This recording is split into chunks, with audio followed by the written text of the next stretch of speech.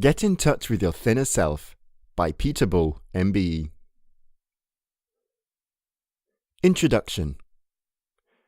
You can lose weight and keep it off for the rest of your life. This book will guide you around some of the hidden problems associated with being overweight. It addresses the areas that diet programs don't deal with. It provides unorthodox solutions that, when tried, become part of our thinking that brings us to an understanding and a new way of tackling this modern curse. My conclusion from my work as a therapist and from my own experience of weight loss is that we are dealing with a very complex condition suffered by millions of people worldwide. We are all unique and are motivated in many different ways. Methods that work for some won't necessarily work for you. You might discover a system suggested in this book that you have never thought of before. A system that will make all the difference to your success rate, and your goals will be reached for the first time. I have identified many elements leading to obesity and solutions to this disease. I believe if you follow the principles laid down in this book, you will lose loads of weight and keep it off for life. My research has shown that diet and exercise are only two elements of weight loss. Our psychology and spirituality are just as important, especially when it comes to motivation. This book looks at all aspects, but focuses more on the motivational side to losing weight. I hope you enjoy it, and I am sure you will achieve the success you deserve. The two minds. We have two minds, a conscious mind and a subconscious mind. Our conscious mind informs us about what we want, and our subconscious mind tells us how to get it. Unfortunately, most people don't trust their subconscious mind, but rely on their conscious mind to do all the work. The conscious mind is influenced by external stimuli, which gives them superficial answers that are often in conflict with their deeper motivation. For example, when deciding to lose weight, most people will hunt around for the next great diet or exercise program, in the hope that it will be different this time. They trust the results of some celebrity performer doing their jerks on a video, or the writings of a nutritionist who has had a spot on a morning television program. Both of these examples are handed to us in an external way. We feel by investing some money that this time the program will work. We have made no reference to our subconscious mind and checked with our core motivators. We have been sold a disaster which leaves us heavier, further from our goal, and that much older, giving up after just a few weeks. The issue is not fully knowing what to do to become slim. Most people are aware that it is a change of lifestyle in terms of diet and exercise that will make the difference. The problem is how we motivate ourselves to change these things. This book will address this issue by going back to the subconscious mind to reveal the source of those inner conflicts that hold many in the bondage of obesity and distress. The essence of human energy. Energy is defined as the ability to do work. In our case, the ability to lose weight. In science, potential energy is formed by position. Water at the top of a waterfall has potential energy because its position gives it the ability to fall to the bottom. A clock pendulum at the top of its swing has the ability to fall to the perpendicular. Electricity, by its potential difference, allows electrons to flow down a wire. Kinetic energy is energy formed by motion, action. As the water falls, it increases its kinetic energy as it moves. A clock pendulum does the same thing. Human potential energy is based on the same principle. Our potential is where we are positioned in our mind, in other words, our belief system. Do we truly believe that we are going to succeed? Our kinetic energy is based on what we do, our action, dieting and exercise, our behavior. To try to change our behavior without changing our belief system is as futile as trying to drive a car at 70 miles an hour in first gear. Dieting and exercise only works if they feed into our belief system to motivate to further action. It is a loop that this book will address in many ways. Prioritizing your desire. A route into your subconscious mind and potential is through the understanding and shaping of your priorities. I imagine you have said many times that you want to lose weight. How nice it would be to be as slim as you once were, and how well you would feel.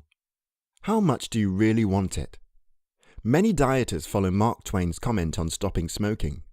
He said, in essence, giving up smoking is easy. I do it every day. We kid ourselves that tomorrow everything will work out for the better, But as soon as we are tempted, our motivation goes down the drain. Losing weight is not something that we can half do. Poor motivation is no motivation at all.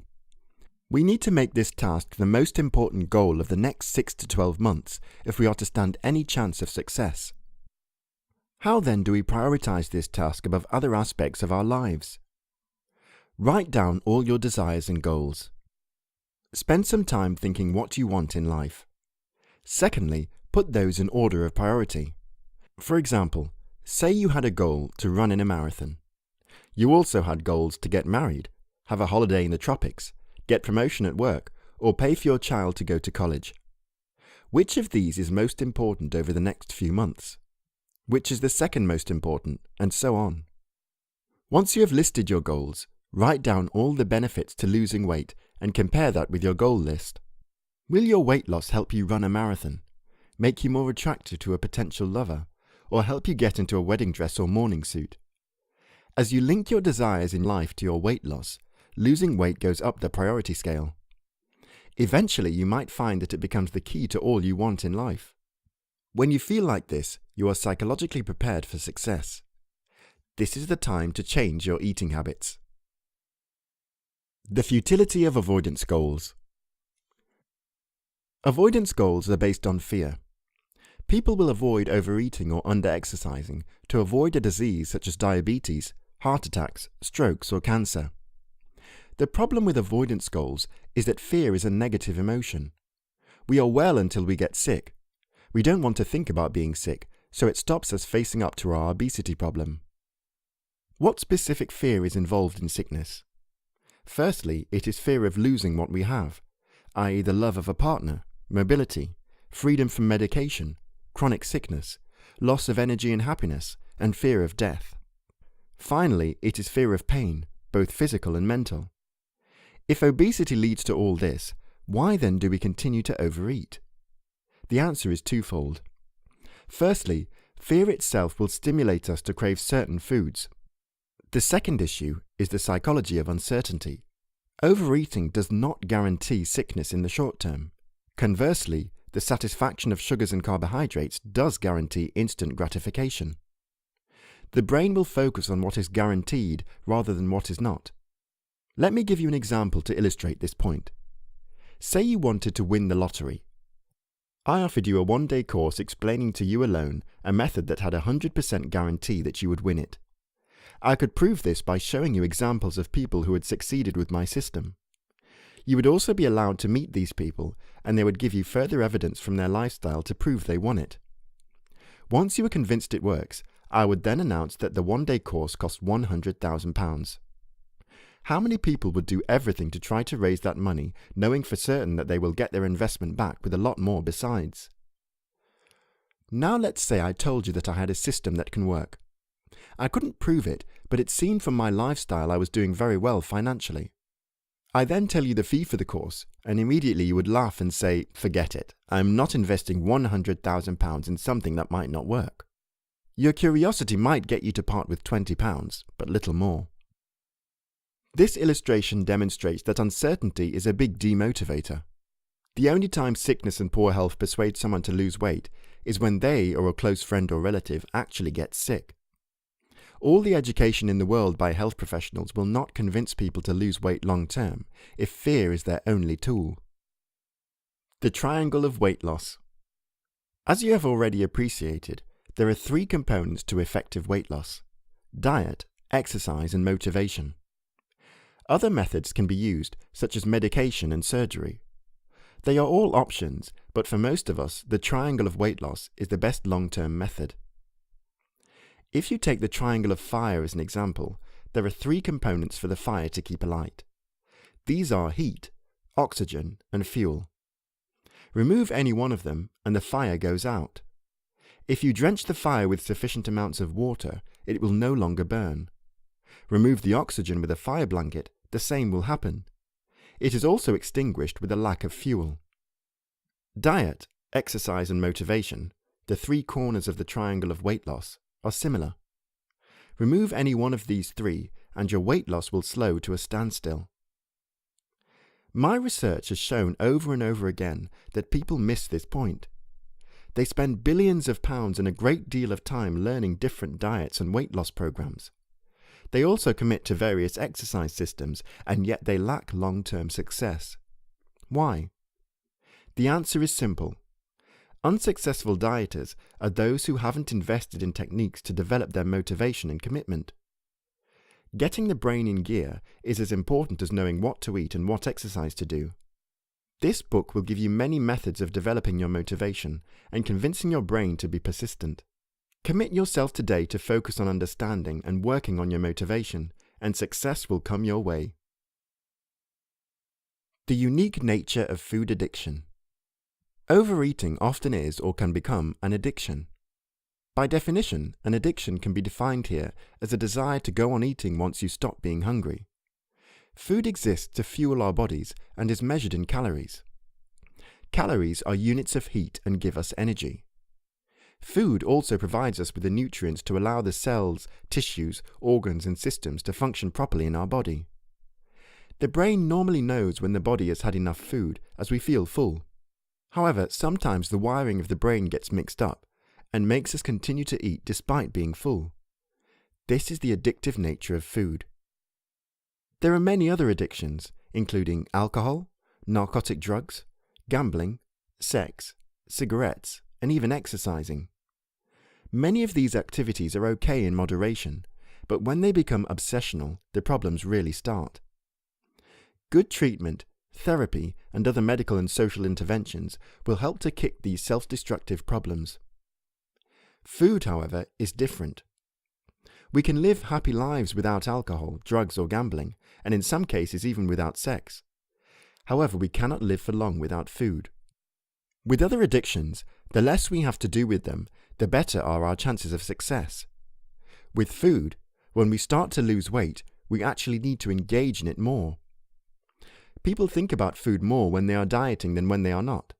They are constantly analyzing whether certain foods are fattening or not. Therein lies the paradox. The more you think about food, the more you might be tempted to eat it. People who go on diets often end up being heavier when the diet finishes than before they started. There are two reasons for this. The first is that the body goes into survival mode and becomes better at storing fat. The second is that the mind becomes so aware of the change in diet and the deprivation of certain foods that it craves these fattening foods all the more. We need therefore to change our relationship with food and see it as a fuel, not primarily as a pleasure. After all, there are many other pleasures in life that will give us more long-term gratification. I believe by the end of this book, you will have changed your attitude to food, and by practicing some of the following techniques, your gratification will come from other quarters. The law of expectation. There is a characteristic law of human intelligence known as the law of expectation. The law states that we get out of life, to a great extent, what we expect, and we expect what we are familiar with. Having success helps us to believe that success is possible and leads on to greater success. Motivation is based on a belief, which in turn increases our level of expectation. The point of this chapter is to help you to start to expect success before there is any evidence in the physical world. The fat person who starts to think of themselves as a thin person has gone 99% of the way to becoming thin. This is based on the methodology of the subconscious mind that cannot distinguish between fantasy and reality. We are ready to embark on a technique that will turn a fantasy into a reality just by convincing the subconscious that it is true. The use of this technique will raise our expectation, and the continuous use of it will make us familiar and comfortable with expecting much more of ourselves. How then do you apply the law of expectation?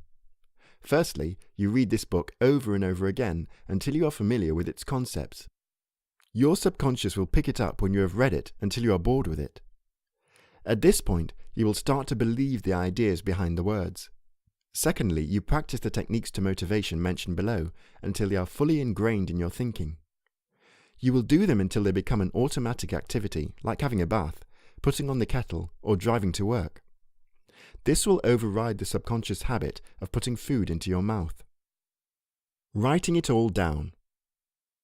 There are two good reasons why a weight loss program should include writing down what we eat. Firstly, this method helps us to be more honest with ourselves. It is so easy to forget how much we put in our mouths every day. This is called selective thinking. We convince ourselves that we have stuck to a slimming diet, yet we easily forget those little extras that make all the difference between losing and gaining weight. Writing down everything you eat will start you losing, even if you don't consciously change your diet. There is a very good psychological reason for this, which works on our motivation. It is all to do with feedback. Your rational brain is telling you to lose weight. Your understanding of the right foods to eat tells you the correct diet to be on. Note, if you're not sure what a good diet is, read on. Components of this book deal with this subject. Your emotions and cravings tell you to eat as much as possible. When you write things down, you constantly analyze whether you should be eating a particular food. It stops you in your tracks. Without realizing it, you will find you will start avoiding certain foods, or you will stop writing things down. Provided you continue to write everything down, it becomes very difficult to keep eating excessively. The more detail you put into your writing down, the better. I suggest you weigh the food you eat and write down the weight. For example, write down that you had 100 grams of chocolate, not a few pieces. Describe the food and include whether it was processed meals or basic whole foods. Finally, make sure you write down what you eat as soon as possible after completing your intake. Don't leave it until later or you will forget. Keep a pocketbook and pen with you at all times. When you are eating out, make an attempt to record what you have eaten to the best of your knowledge.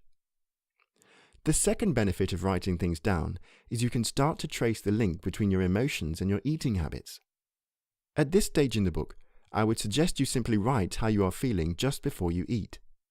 Finally, record the time you ate, the food you ate, and read back out loud your daily intake each evening before you go to sleep. What made me fat? It is very important that we understand why we overeat, and many examples are given in this book. Once you know the why, you will start to figure out how to deal with it. This chapter will hopefully shed some light on our cravings and where they come from. At this stage, I want to look at the physical source to food craving and develop the psychological and spiritual aspect in later chapters. There are fundamentally 3 fattening food types. These are simple sugars, carbohydrates, starches, and fats. The purpose of these foods is to give us energy and to store up weight for lean times. Our ancestors needed a great deal of energy to hunt, to keep warm, to build and to rear a family. This energy was supplied by taking sugars and carbohydrates. However, our ancestors did not have a regular supply of food as we do in the developed world, so they needed a storage system when the supply of food dried up. This storage food was fat, which could keep us alive longer until times improved and food was easier to get. As you can imagine, those people who stored fat more easily would survive longer than those who didn't. Strangely enough, the ability to store fat better is an indication of the triumph of survival of the human race. It was a good thing. However, through many generations, we, the survivors, have become genetically more likely to put on weight, whilst those whose genes were poor at storing fat died out. This is our legacy.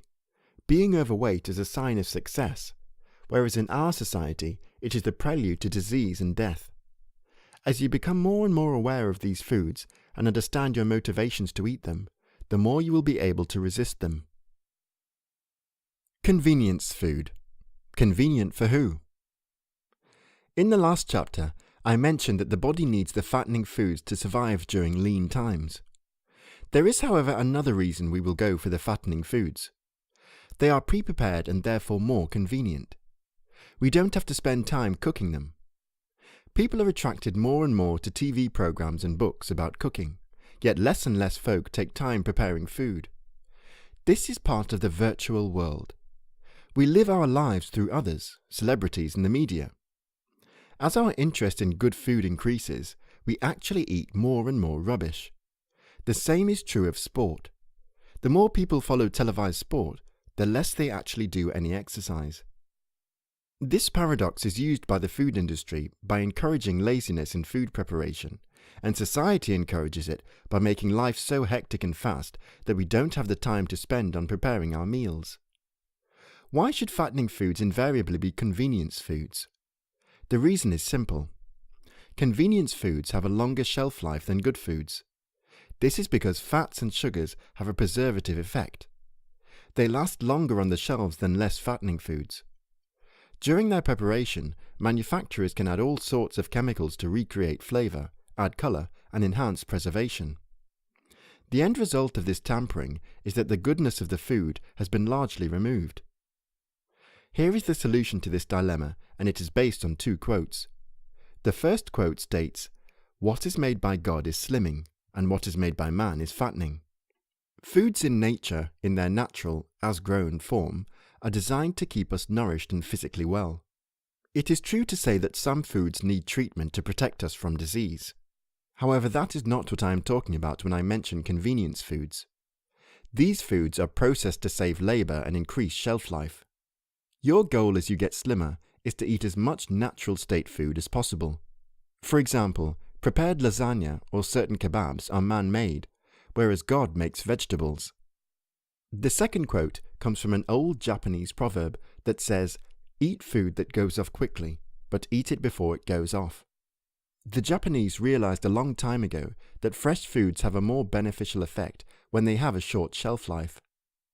Freezing food is a good way of using time effectively. However, you must prepare your frozen food. That is the secret. Have control on what you are eating. You know what is going into your food because you put it there. Eating more, not less. I have known many people with a weight problem who swore that they didn't eat much. Strangely enough, this is true.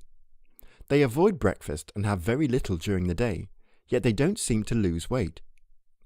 The problem is that they are eating the wrong things. There are both physiological and psychological reasons for this. Firstly, the physiological aspects involve the idea of food balancing. Certain foods eaten with other foods will react with one another. I cannot comment on this much further, as it is beyond the scope of this book, which I have written to specifically focus on the psychological aspects of weight loss. The mindset of most dieters runs along these lines. The dieter has a built-in idea that the diet will come to an end. They think this because they see dieting as depriving themselves of something. People like goals that are time-limited. Read any self-help book on goal setting, and they encourage you to set a time limit to your goal. To set a goal weight is good, but if you also set a time to reach that weight, there is a level of uncertainty built in. We cannot control the rate of weight loss over a fixed time. As I have mentioned above, the dieter feels that they are depriving themselves as they long for the day when they can eat what they like. The answer in this category is to increase your intake of healthy foods. Don't miss breakfast, have more vegetables, drink more water, which will help you to fill up. In time, you will stop thinking of dieting as a deprivation, as you will be eating more. Remember that avoidance is a poor motivator, because it focuses on what we don't want, not on what we do.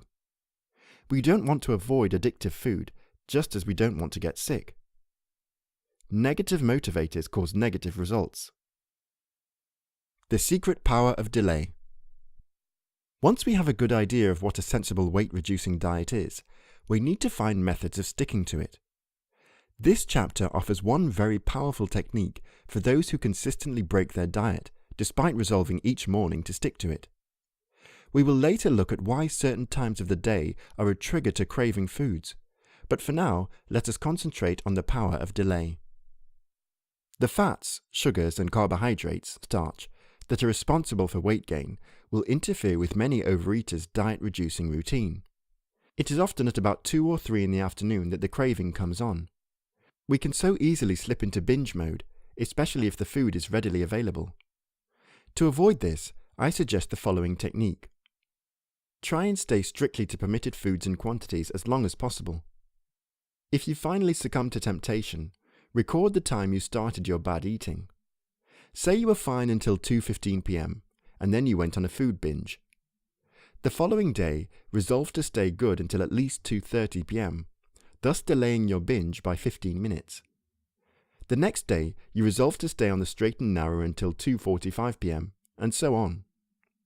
In time, you'll develop your willpower right through until the evening.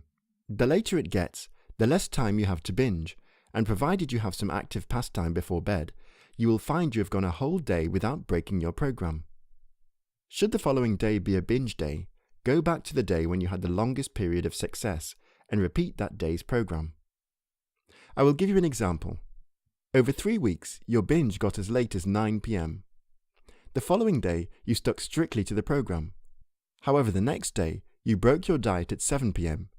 Tomorrow, you resolve to return your binge time to 9 p.m. This method has a huge effect on your eating because you don't feel you are deprived, yet by default, you will have more and more successful days. You will also find that when you do binge, you won't binge as much. Chewing your way to a slender you. It takes 20 minutes for most people to get fat. This might seem an odd thing to say, but it is true.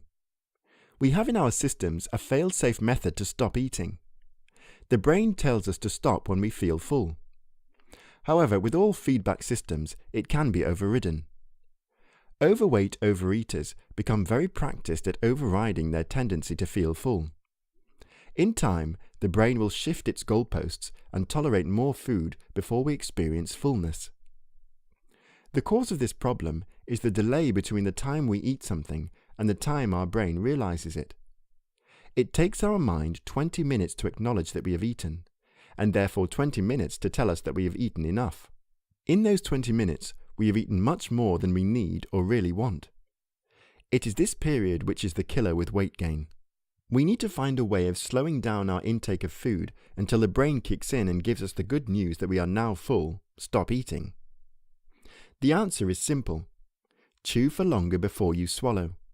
In the same way as controlling our breathing can affect our emotions, so controlling our chewing can control our weight. Every time you start to eat, think, chew, and initially count in your head how many times you have chewed before you swallow. You will find that most foods will have a similar chew rate before swallowing. Your aim is to increase this rate over the next few weeks. What then are the objections to this technique? Firstly, people might say they are always in a hurry and can't possibly spend 20 minutes on a meal. This is a lifestyle change you need to make. Sacrifice some other activity to allow yourself enough time for chewing. Secondly, people will ask how are they supposed to chew soft foods that easily slip down the throat. The answer is that when you have swallowed the food, perform the chewing action, as if it was a hard food, for a few seconds before you take the next mouthful. Thirdly, people suggest that this is a boring activity. Every time you chew, remind yourself that this is losing you weight, and think about all the benefits you wrote down as you increase your chewing rate up to 20 per mouthful. Finally, remember this technique isn't only used for main meals, it should also be used for snacks. However small an amount you eat, chew it well. To weigh or not to weigh? That is the question. There is a fundamental difference between overweight people who lose weight and those who don't. Those who lose weight weigh their food, and people who don't weigh themselves. If you are constantly getting on the scales, stop, and start weighing your food instead. There is a basic psychological mindset going on here. When we continually weigh ourselves, we are living a fantasy. We play games of deception by trying to shave a few grams off, changing our clothes, or weighing before a meal. We do this to make ourselves feel better. We are not taking control of our lives. We are dreaming of what might be or has been. Our obsession with our weight uses up our reserves of energy, stopping us doing anything about it. We constantly focus on the desired result and not the method by which to obtain it. When we haven't lost weight, this focus damages our confidence and can cause us to give up. If we have lost weight, we feel we must reward ourselves by doing the very thing that we are trying to avoid, overeating. You should get weighed or weigh yourself a maximum of once a week, or preferably once a month. Start weighing your food. Even if you have too much, still go on weighing. When you weigh food, the brain focuses on the solution, not the problem. Food takes on a different meaning in our psyche. It becomes a fuel, a transfer of energy, such as when you fill up your car. It takes the emotion out of your dieting and helps you stay motivated. It has been suggested to me that if you weigh food, it won't work unless you reduce what you are eating. This is reverse psychology, because the opposite is true.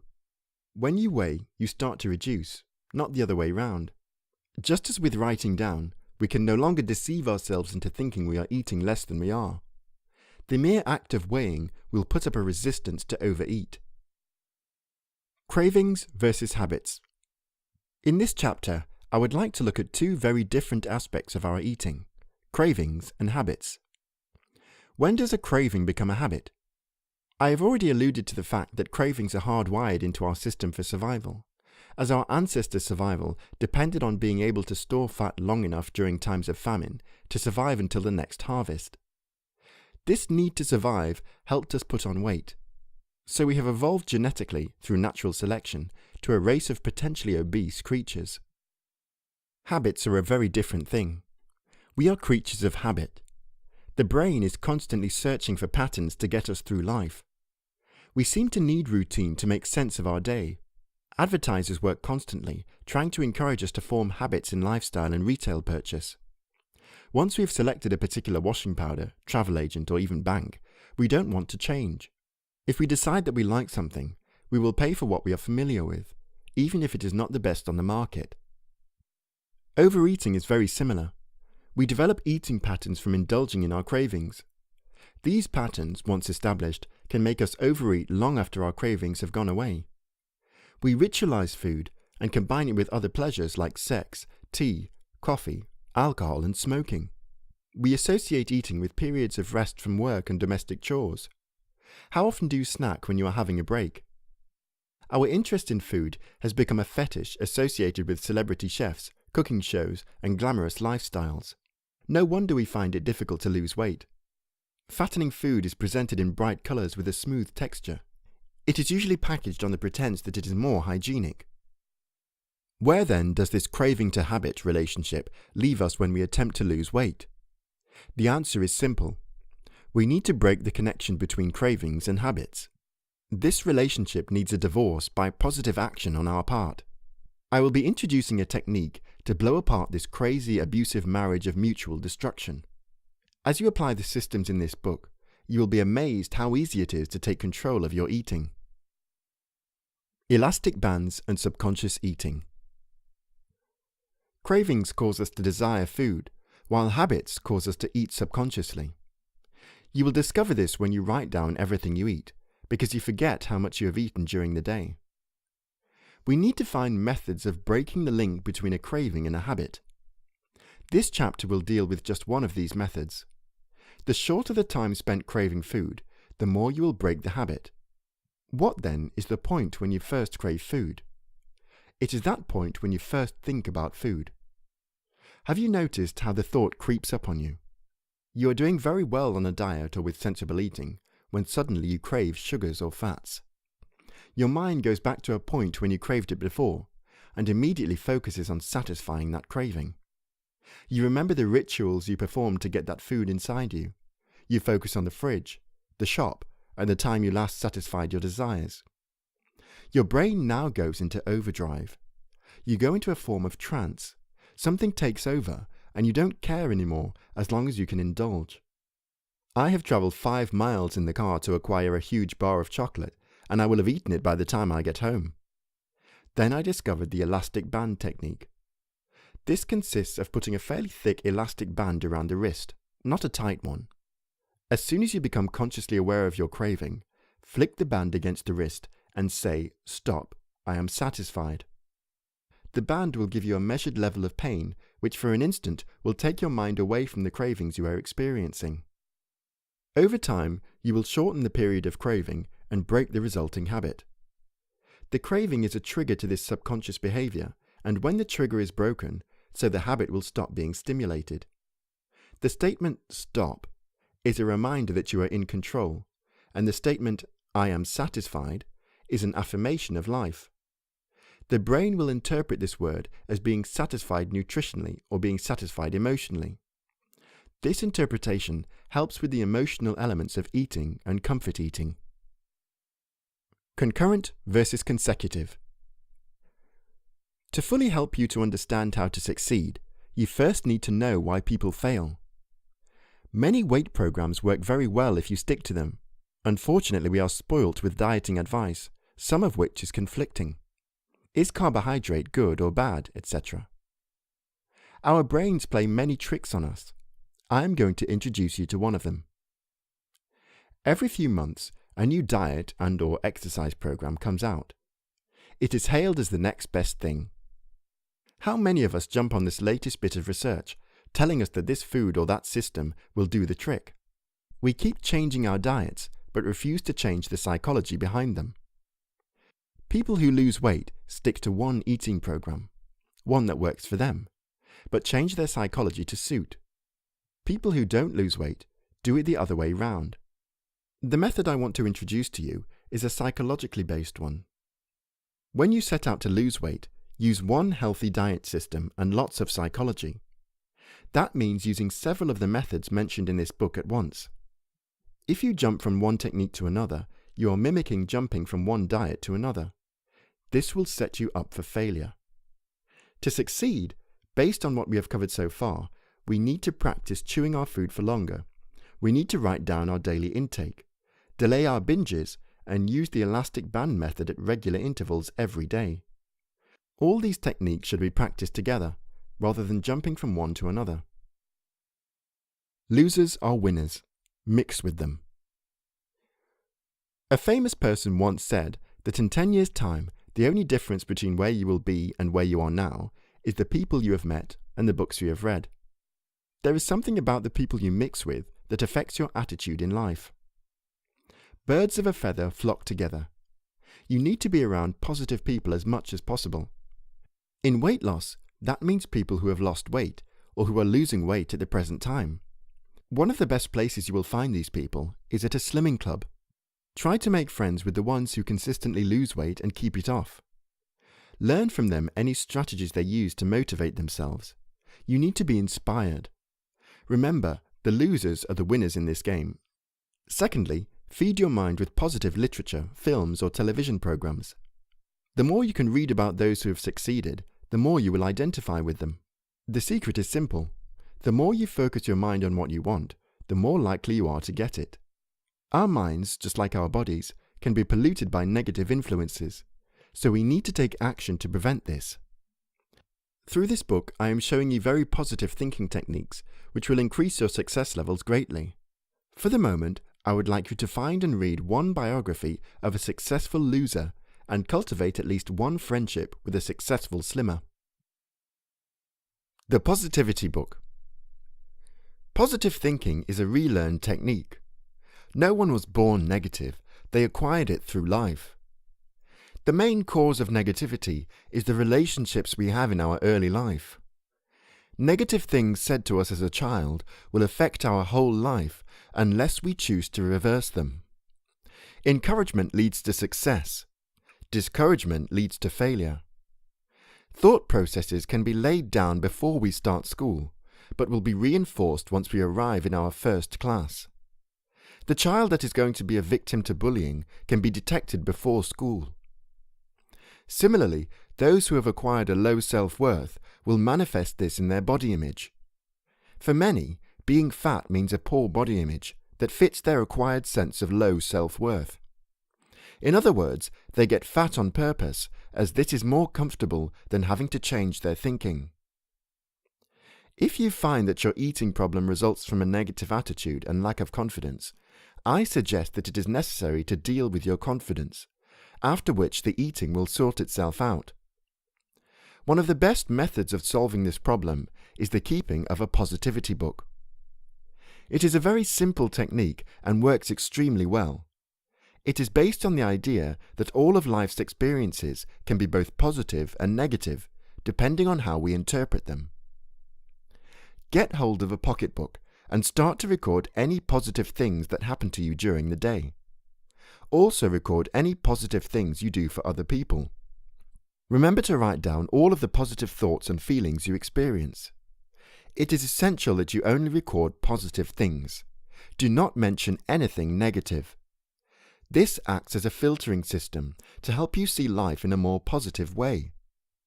Sometimes there will be little you can think of, so you could start the day by saying that you are still alive. Positive thinking is a relearned experience, so you need to practice it. I have found that if you reread all the positive comments in your book each evening and again at the end of the week, It will reinforce your resolve to feel positive about your weight loss and diet program. Overcoming the enemies of weight loss. There are 6 enemies to losing weight. If you can eradicate all of them, your chance of long-term success will be very high. We are made to be motivated. Procrastination and failure are unnatural states. The first of these destructive mindsets is tiredness. It is very difficult to remain motivated for weight loss if you are very tired. Sleep deprivation is used in interrogation and brainwashing to break resolve. Tiredness comes in 3 forms: stress, lack of sleep, and physical tiredness. I will be dealing with stress later. Physical tiredness is usually associated with exhaustion and demands sugars and carbohydrates for regeneration. The body has lost its reserves and used up its sugar. This tiredness also reduces our ability to prepare good food, and we will fall back on convenience foods which are full of fats and sugars. Tiredness brings laziness, lethargy, and binging. Most of us are analog in our approach. We half do things all the time, never really getting the physical rest we need. This behavior is learned during pressurized periods of our lives, such as bringing up children or starting a business. When the worst of these activities is over, we need to become digital. This means working hard for fixed periods, then having regular rests during the day. Lack of sleep causes mental tiredness, where the brain no longer functions at a rational level. Hallucination and deception are very powerful demotivators. The sense of "I don't care" is common during this type of tiredness. All previous resolve is liquidated into a feeling of failure and a rebellion against previous success. Our aim, if we are serious about losing weight, is to avoid tiredness, both physically and mentally. We need to reprogram our lives to reduce our output in hours of exertive activity. Exercise is an excellent way of losing weight, provided it is controlled, digital. Too much exercise will cause us to put on weight because we will eat much more to compensate for the tiredness. I will be dealing with exercise in later chapters, but I recommend 1 hour of aerobic exercise per day. This is enough for anyone. If you are not sleeping, you need to get to the bottom of why. This brings up a paradox that too little exercise might stop you sleeping long enough to rejuvenate your brain. We need some exercise to make us tired enough to sleep, but not so much that we eat. This balance varies from person to person, and we need to find a happy medium for success. Other causes of lack of sleep that contribute to breakdown of resolve are covered in the next chapter. Later in the book, we will also be covering the digital and analog exercise styles. The second enemy of weight loss: anxiety. Anxiety is the biggest enemy of weight loss. That said, some people will go off their food when anxious, but will eat extra as soon as the anxiety is over. This is a compensation mechanism. Their subconscious tells them they have to make up for lost time. However, it is more common to overeat when anxious. There are 2 types of anxiety. They are both just as painful, debilitating, and fattening. The first type is rational anxiety. This is based on a real fear when something actually happens. Rational anxiety is the type of anxiety experienced by animals. They only worry when their life is in danger. As soon as the danger is over, they forget about it. This anxiety is there to help them survive and doesn't constitute a propensity to overeat. Humans tend to suffer the other type of anxiety. This is irrational anxiety, sometimes known as neurosis. It does not go away when the person is out of immediate danger and could continue for days, weeks, or even months. It exists due to the intelligence and enormous capacity of people to imagine the future. This feeds into the previous enemy of tiredness due to lack of sleep. Our focus when anxious will be based on the present state, that of being fat. We then project this idea into our futures and see ourselves as fat for life. We then eat to fulfill that prophecy. The other element of comfort eating is connected to keeping the levels of serotonin lodged in our brain. Neurotransmitters in the brain have a large effect on our mood. Carbohydrates will help the feel-good neurotransmitter, serotonin, to work on our state of mind. Comfort eating is a real phenomenon, not just an expression. How then do we reduce our anxiety? The first method is to laugh more. It is very difficult to be anxious when you are laughing. What amuses you? Bring that into your daily routine and learn to laugh more. If you have trouble with this idea, then get recordings of other people laughing, or play back recordings of your favorite comedy shows. Another method to reduce anxiety is to avoid stimulants that might adversely affect your moods, such as coffee and tea. Yet a further method is to become creative. Turn your nervous energy into something that expresses who you are. Art, music, writing, and crafts are just a few examples of creative activity. A belief in God, prayer, counseling, and medication can also help with anxiety. Whatever method you use to reduce your anxiety, you must work on it. If you don't, food will remain your only recourse. The third enemy of weight loss: loneliness. Loneliness is not the same as being alone. Loneliness is an internal condition whose roots are in two fundamental states. The first is the sense of loss, usually of a loved one or possibly a cherished pet. This loss can be due to a death, but can also be from parting. The worst loss might be the loss of a blood relative, closely followed by the loss of a partner or good friend.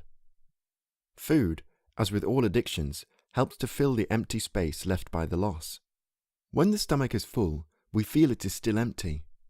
Because the loss is still there, we eat to try to compensate for that feeling of emotional emptiness in the only way we know how, by stuffing the body. The other form of loneliness comes from a difficulty in relating to others in a way that makes us feel needed, wanted, and loved for who we are. We can be around people involved in a great deal of activity and might seem very popular, yet we can still feel isolated and on our own. This state of mind longs for the instant gratification denied through meaningful relationships and sends us straight to the biscuit tin or the bar of chocolate. The problem is that short-term gratification doesn't last, so it needs to be replenished with yet more food. How then do we tackle loneliness? With our first scenario, we will need to rely on friends. People who suffer extreme post-loss loneliness often feel they can't ask for help. Others are often more than willing to support, but feel they are intruding, so the victim needs to be courageous and ask for help. Secondly, they need to realize that grief is a process and takes time to come to terms with. Bereavement counseling can really help here. The hospice movement can be a good source of bereavement counseling. The third method of dealing with loss is to do something for the community. Help others connected with the loss. Say a loved one died of a heart attack. The relative or friend might volunteer to help raise funds for the Heart Foundation. Another cause of loneliness stems from a difficulty in relating to others. People experiencing this type of loneliness might be suffering from mental illness, so the source of the emptiness cannot be put down to a specific event. Specialists often link this type of loneliness to damage in childhood, where the only source of comfort sits at the end of a spoon, a fork, or in the victim's hand. Therapeutic treatment, including medication, counseling, and group activity, is very helpful. Great advances can be made by building superficial friendships through small acts of kindness, which will then develop into bigger ones. The most important factor to bear in mind is that the person will develop strategies for forming relationships as long as this person doesn't put too much pressure on himself or herself. They must also desire to grow and develop. For example, acute shyness can be overcome in most people if they are encouraged to develop a wanting to be different and are given a strategy for change. The fourth enemy of weight loss: boredom. Why do we get bored? Life is full of interesting things to do, yet so many people cannot find anything to stimulate them. Most people are interested in something, and many would like to achieve things with their lives. When the desire to achieve becomes blocked by practical problems, we often sink into a negative mindset that causes boredom. Despite popular belief, boredom is not usually the result of a lazy, unimaginative mind. Paradoxically, It is often a result of an overactive brain that is being held back from reaching its full potential. As with other enemies of weight loss, the person will delve into immediate gratification activity, such as overeating. Go back in your life and think of times when you were very bored. Did you not desire to do something, but were prevented from doing it? Were you not frustrated by a sense of wasting time? What stopped you achieving your goals? There are two main reasons that success is denied to us. The first, and the least important, is that we overestimate what we can achieve in a given time. We believe we can train to run a marathon in a week, or become a professional musician in a month. In other words, we have unrealistic expectations of ourselves. This leads to us giving up when the going gets tough, and we start eating as compensation. The second reason success is denied to us is that we underestimate what we can achieve and give up before we even start because we don't think deep down we will ever succeed in the first place. Our lack of confidence steals our ability and we become depressed. Lack of confidence and lack of ability leave a vacuum in our time, making us feel bored and unmotivated. Lack of motivation transmits to procrastination, which with a sense of depression ends in a rebellious binge to punish ourselves for being a failure. Our eating becomes compensation and a punishment, both born out of boredom. The solution is very simple. Firstly, choose goals that stretch you only a little bit above your present achievements. Make a rule that says that you will continue to improve by incremental amounts each day. If you do this, you will raise your expectation by a little more every day, and you will be surprised how much you can achieve in a relatively short time span.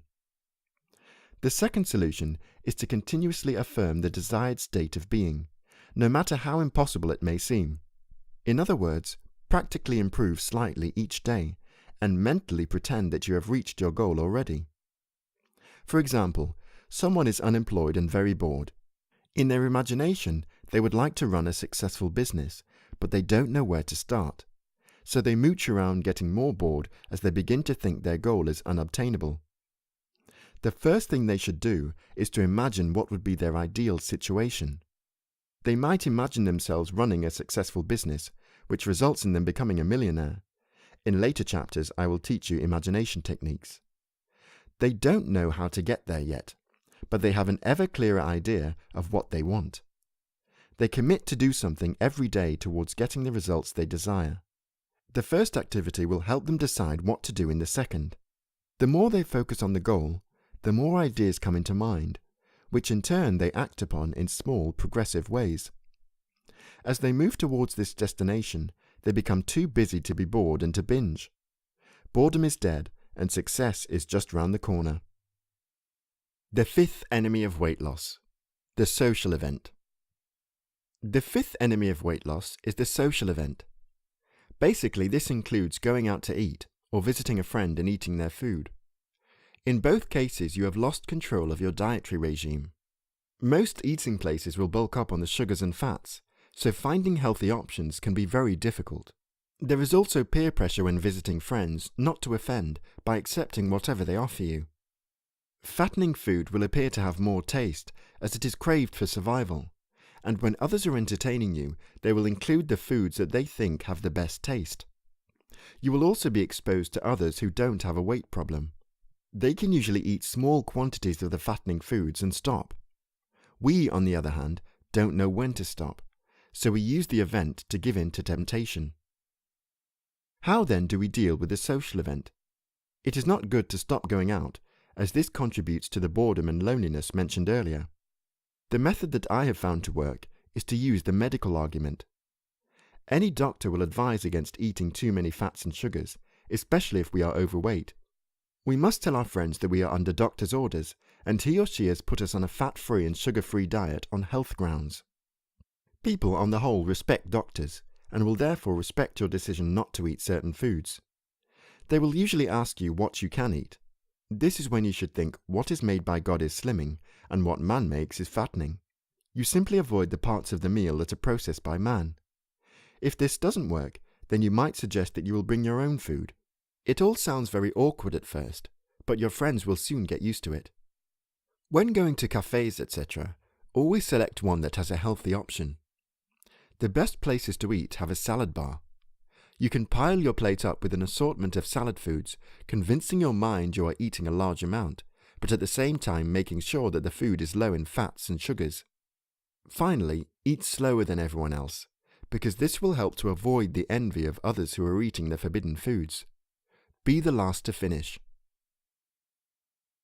The sixth enemy of weight loss: cold. We are always more hungry when we are cold. Food contains calories, which are units of heat. Christmas dinner would not be so attractive in the summer. Therefore, it is essential that you keep as warm as possible in the cold weather. Your greatest heat loss will be through the head, so covering the head when you go out will help to avoid severe cravings. When we go from a cold place into a warm building, we associate getting warm with eating. This is the problem. When you are cold, you crave food. When you go into a warm place, the craving lessens. However, you immediately want to eat as you have been cold, so you will tend to overindulge before the craving subsides. The answer is to delay the time you eat until you have been in the warm for 30 minutes or so. This way you won't eat as much. It is important to wear lots of thin layers when outside in cold weather. Multiple layers trap air and are thermally more effective than a few thick layers. If you can keep your core temperature high when outside, you will lessen the food cravings that can occur when you come inside from a cold environment. Finding a mentor. It is a vital next step to weight loss, but very few people would ever consider using a mentor. Some organizations call a mentor a sponsor, and they can make all the difference between failure and success. So what then is a mentor? How do they help you lose weight, and how necessary are they? A mentor is a person who consistently supports you in your weight loss.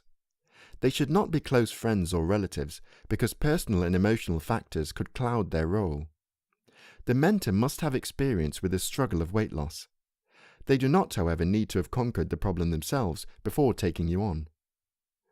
Their initial role is to speak with you at least 3 times a week. When they call, you have 5 minutes to say whatever you like.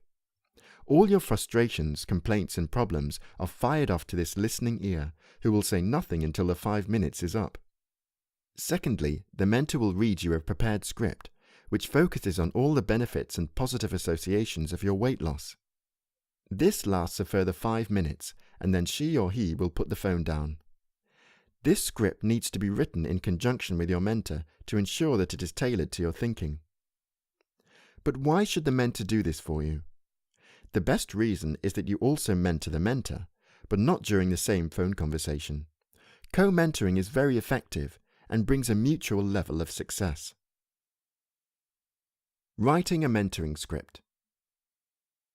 The purpose of the script is to inject a positive, motivational affirmation into the mind of the slimmer on a regular basis.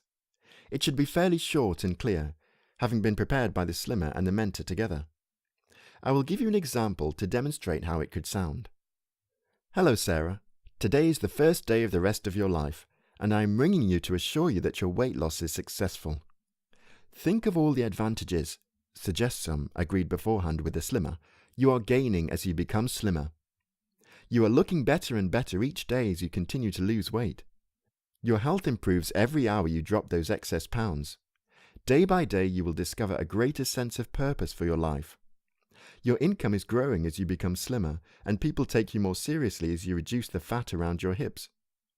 You are looking so bright and toned, and as each day passes you develop more and more confidence. It is becoming so much easier to exercise, and you have much more energy for yourself and your family as you are becoming slimmer. Have you noticed how much more you are enjoying food now you can savor it in your mouth for so much longer? The extra years you are living will be more active as you lose weight, and sexual relationships are improving. You feel more attractive to your partner, and he finds you more attractive now that you are losing weight.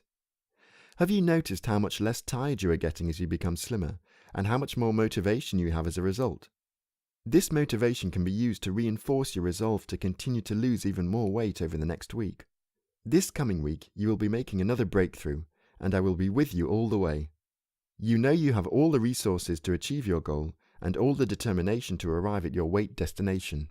I can picture you now in that size, insert size, dress, and on the scales weighing however many kilos. Well done, Sarah, for your great achievement over the last few days. Now the mentor would put the phone down without further discussion. Mentoring scripts can be changed periodically to suit the individual, but they should run along the same lines as the script above. Grazing versus 3 square meals. We all have different eating patterns, and the way we eat can have as much to do with our weight loss as what we eat. In fact, you could say that what we eat and how much we eat is directly affected by how we eat. I have already given the example of the power of chewing. Now I want to take your eating styles further. By now, I assume that you appreciate that eating slower is a key to weight loss. The type of food we eat is the second factor, and the quantity of food is the third. The type of food is explained elsewhere in this book. The quantity, however, will be touched on here. The basic rule to weight loss is that the total quantity of food and drink you consume in a day will be the biggest issue affecting your weight. However, in reality, this isn't quite the case, because the body uses food in different ways. Your ability to avoid temptation can depend largely on how and when you eat. There are certain points in the day you will crave food more than at others. Careful record keeping, as mentioned earlier, will help to show up these areas. I crave foods around 4 in the afternoon. I am sure many of you would be the same. At certain times during the day, our blood sugar is low and we crave sugars or carbohydrates. Any diabetic will tell you that to keep their blood sugar constant, they will eat little and often. This is called grazing, and this is where people differ in their thinking. Some experts would say eat 3 meals a day and eat nothing in between. Others will insist that we should graze and divide our eating into several small snacks during the day. Both ideas have their advantages. The 3 square meals idea helps you to avoid picking at food. It is also easier to keep a record of how much you have eaten. The problem with this approach is that you need to take time out to sit down to eat. It involves preparing food and can be difficult to regulate with a busy lifestyle. The grazing method, on the other hand, fits ideally into a busy lifestyle. Furthermore, you don't tend to feel so hungry because you are eating all the time. The danger with grazing is that you can graze too much because you are not concentrating on quantities. It can also give you digestive problems such as heartburn and a buildup of gas. Vegetarian animals, herbivores, graze successfully, whilst meat-eating animals, carnivores, usually have to binge because food may not always be so readily available. We humans are omnivores who are adapted to eat both meat and vegetables, so we have a choice to how we eat. Whatever method you choose, make sure that you put all your day's food in one container in the fridge. This will allow you to graze or to eat 3 meals without snacking. Once the container is empty, then you have finished for the day. Note: avoid eating just before bedtime, as you will put on weight at night. How to think yourself slim. It is now time to show you a method that, if you practice it correctly, will guarantee you results. You need to convince yourself that you are already slim. This might sound crazy, but it is true. Under your fat, there is a slim person. Your bulk is artificial, and once seen as an illusion, will leave you unable to fight the force of your mind. The human mind, when put to purpose, is much stronger than the physicality of being overweight. The method of convincing yourself to be slimmer will have already started with a study of this book, but now we need to accelerate your motivation. Firstly, record a simple statement on a tape or disc confirming your true healthy weight. Take into account the reality of your height and bone structure to establish a good weight for you. Get plenty of advice on this subject before you actually start. For example, if you decide that your ideal weight is 75 kilos, say on the tape, "I weigh 75 kilos." Leave a 20-second gap, then say it again. During this gap, repeat the statement out loud. "I weigh 75 kilos." Then picture yourself as a person of 75 kilos. Imagine yourself on the scales, seeing them recording your weight as 75 kilos. You can also picture your ideal waist or hips to reinforce the point. The recording should contain at least 10 statements, 10 repetitions, and 10 visualizations at 20-second intervals. Use this recording 2 or 3 times a day. Remember, it only takes 3.5 minutes each time. Once taken up by your subconscious, it will work to make this a reality. With this method, you must not try to analyze how it is going to happen. Just keep doing it. Joining a slimming group. There are several reasons why joining a group will help you to lose weight. These groups are divided into two. The first and more common are the diet groups. They focus on a particular program that is structured. This program is much the same for all the members of the group. It usually includes a weekly weigh-in, followed by some talk on weight-related matters. The members focus their interactions on how well they are following the program and what failures or successes they have had. These groups are good because members get encouragement seeing others lose weight. The fellowship also helps in supporting the non-losers, and the structure of the diet takes all the worry out of what to eat. The other type of group is the spiritual group. These groups look at the addictive nature of food and focus on the emotional aspects of overeating. They generally avoid getting involved in diet plans and eating programs because they believe that everyone's eating is an individual issue. Some groups think that overeating is actually a disease, a view I'm inclined to agree with. Faith communities are also well represented here, as a belief in a supreme all-powerful being will heal the disease. My advice is, if you are not already in an established group, join one. If a particular group does not work for you, find another one. For really good results, join a diet group and a spiritual group. That way you cover all bases. However, here's a word of caution. Avoid groups that have a program that avoids certain foodstuffs altogether. We need a balance of protein, carbohydrates and fiber. Also avoid any spiritual group that demands any commitment that is beyond helping you lose weight. These gatherings should be self-sustaining and should support your aims, not to use you to further their ambitions. Exercise. Exercise is an important part of weight loss, although I don't think it is as important as diet.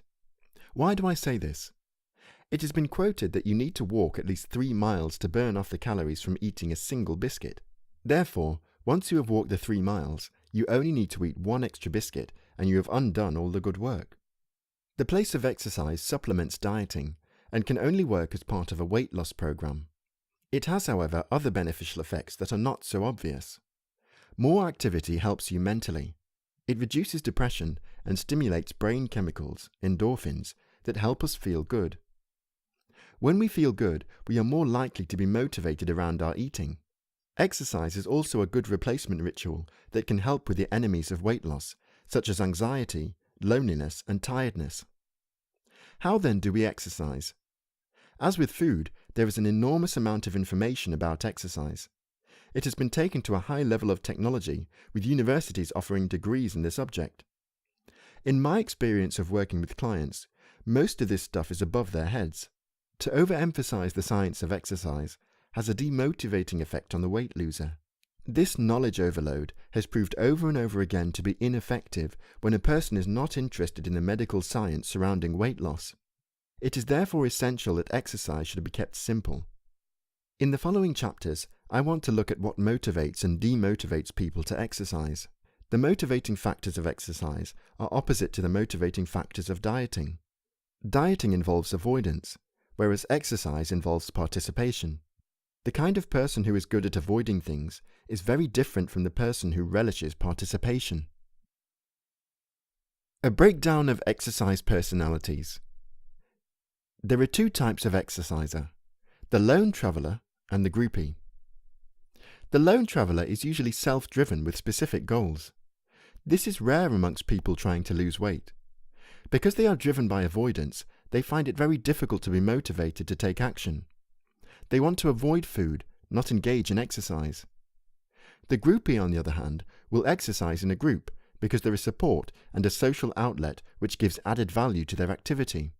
The groupie approach has the disadvantage that participants have to exercise at set times, when the group or class meets.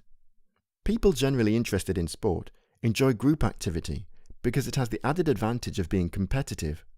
They see sport as a safe outlet and a good alternative to war. You will notice with group activities the exercise is not the major motivator. It is the social and competitive nature that appeals to the exerciser.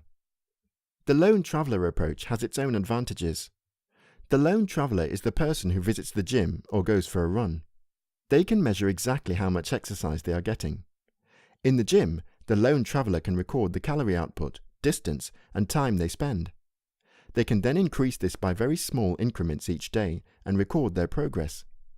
As I mentioned earlier, lone travellers are not getting the added value as the groupies do, and can only compete against themselves. On balance, if you struggle with motivation, become a groupie. If you want to measure your progress, be a lone traveller. Digital versus analog exercise. Like food, your total daily output of exercise is the most important factor in weight loss. There are different qualities of exercise, digital and analog. Digital exercise is short and sharp and should be aerobic. It represents a decision to set aside a part of your day to exercise. It is the lone traveller's choice and can be very boring.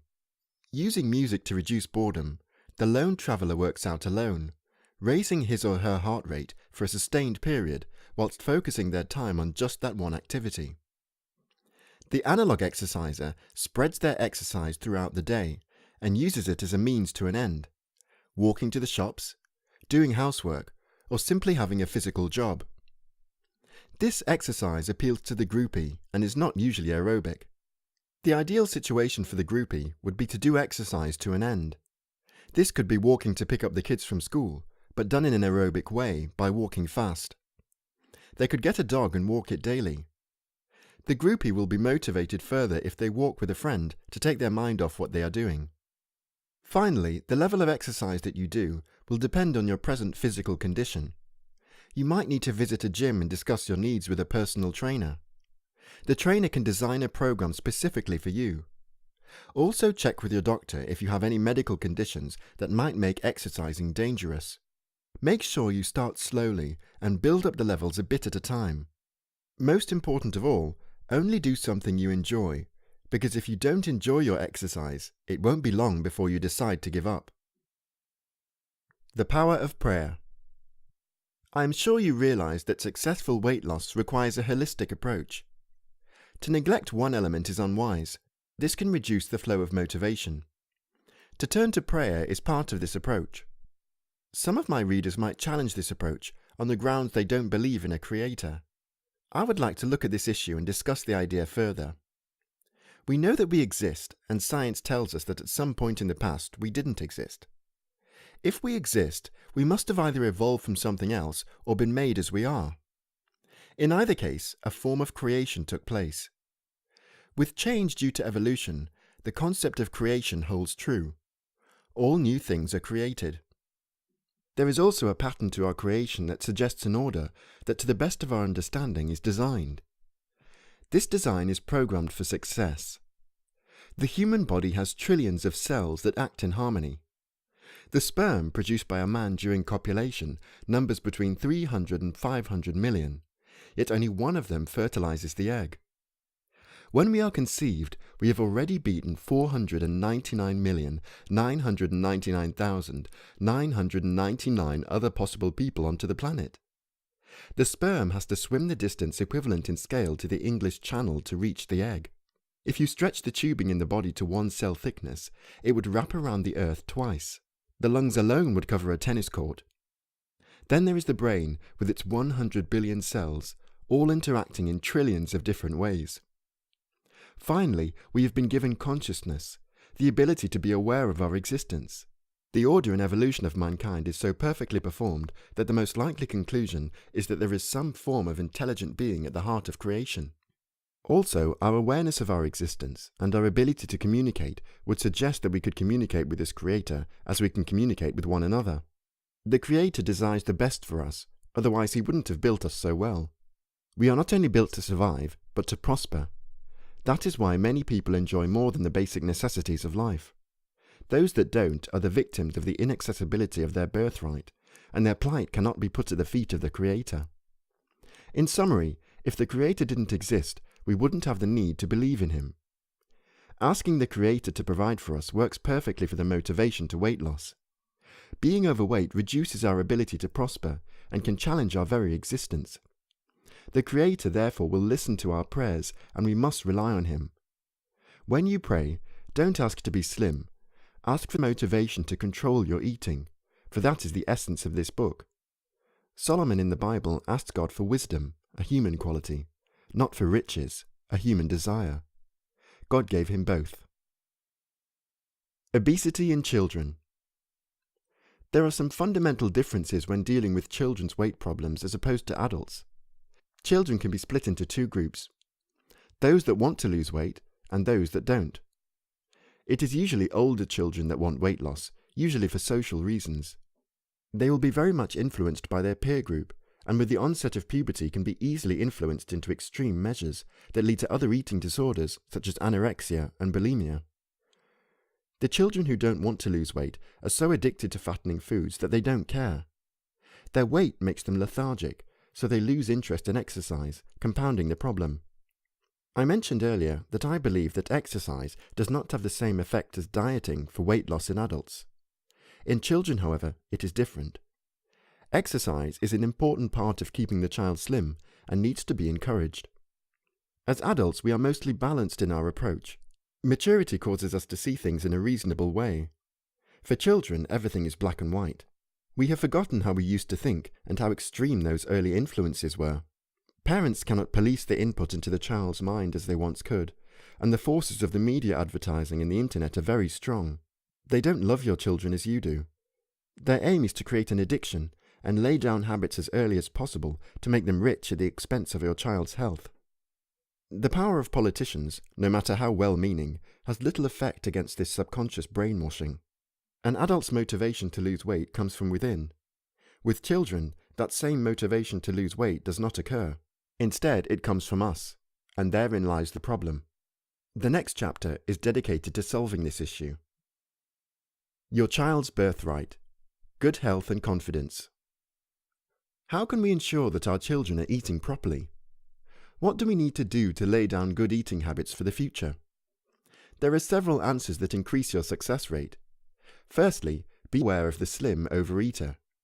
A young child might be slim and have an active lifestyle. Parents will look at the child and think that there is no problem, but there might be. The eating patterns that were laid down in the neural pathways of the brain will be difficult to shift in later life once their behavior has been established. Healthy eating is not only about weight, it is about general health for the brain as well as the body. If you want your child to do well in school, start with a good diet. Secondly, we need to set an example. It is true that children will rebel against their parents. The forces of big business know this well and use it to great effect. However, this is not a two-way situation. A parent who eats in a healthy way might influence their child to do the same. When they rebel, they could start binging on all the wrong things. It is not true the other way round.